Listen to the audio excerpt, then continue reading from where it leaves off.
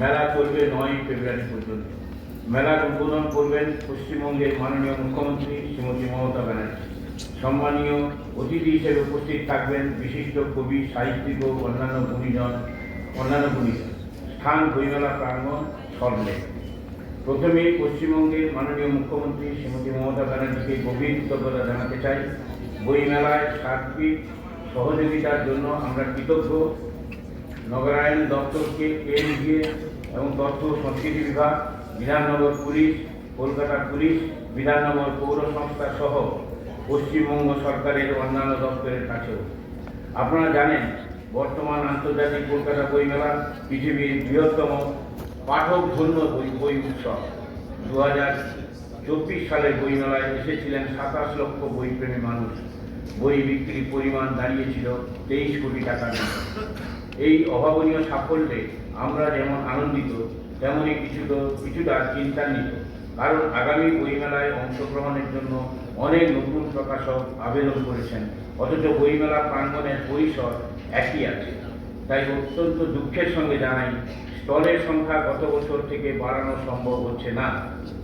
আমরা চেষ্টা করছি কী করে এবারের বইমেলার প্রাঙ্গণকে অতিথিদের জন্য আরও সুগম করে তোলা যায়। আমরা অত্যন্ত আনন্দিত, আন্তর্জাতিক কলকাতা বইমেলার 48 বছরের ইতিহাসে এই প্রথম ফোকাল থিম কান্ট্রি হিসেবে অংশগ্রহণ করছে সাহিত্য ও সংস্কৃতিতে এই ঐতিহ্যমণ্ডিত দেশ জার্মানি।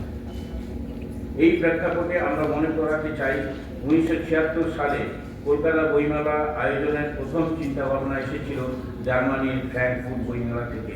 পাবলিশার অ্যান্ড বুকসেলার গিল্ডের প্রতিষ্ঠাতা সদস্যরা নিয়মিত যেতেন ফ্র্যাঙ্কফুর্ট বইমেলায়।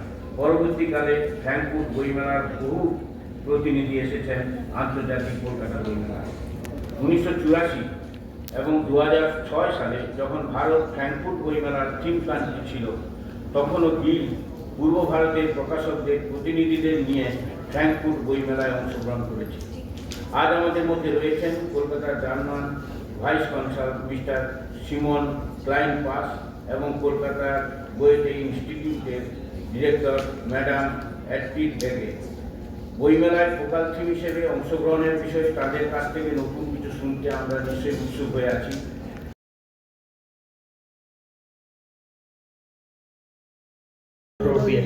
And one prime example of that is the International Kolkata Book Fair, which is the largest book fair in the world in terms of number of visitors. It was mentioned, I think, 27 lakhs, so that would be 2.7 million people attending each year.